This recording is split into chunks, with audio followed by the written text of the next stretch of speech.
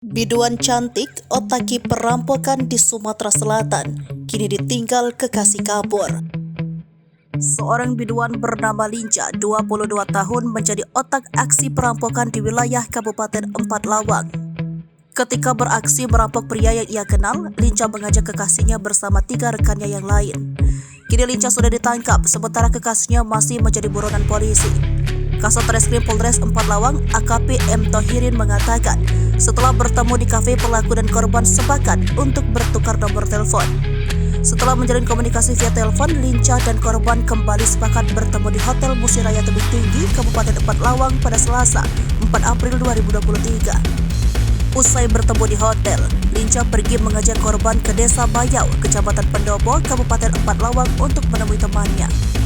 Setelah memasuki Kecamatan Pendopo Empat Lawang, Linca menelpon temannya, akan tetapi temannya sedang tidak berada di Desa Bayau.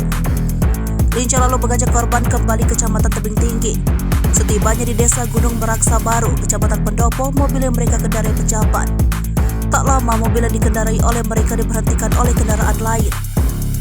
Lalu turunlah 4 pria yang belakang diketahui sudah berkomplot dengan Linca. Para pelaku langsung menodongkan senjata api kepada korban, lalu korban dibawa masuk ke dalam mobil dan tangan diikat serta mata korban ditutup. Di dalam mobil korban, para pelaku melakukan penggeledahan dan menemukan uang Rp600.000 beserta 1 dompet yang berisi 2 kartu ATM. Korban yang ditodong dengan senjata api hanya bisa pasrah, lalu para pelaku mengikat tangan dan menutup mata korban. Para pelaku memaksa korban untuk membuka PIN kartu ATM tersebut, lalu pelaku berhenti di gerai ATM dan menguras uang korban sebanyak Rp6 juta. Kemudian, para pelaku membuang korban di area perkebunan sawit di Desa Sidomakmur, Kecamatan Kikim Barat Lahat. Dari hasil penyelidikan polisi, Linca berkomplot dengan kekasihnya yaitu DN yang kini masih DPO.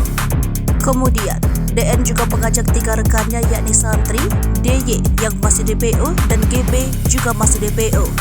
Berdasarkan keterangan yang didapat dari pihak kepolisian, Linca mengakui ia menjadi otak utama perampokan tersebut.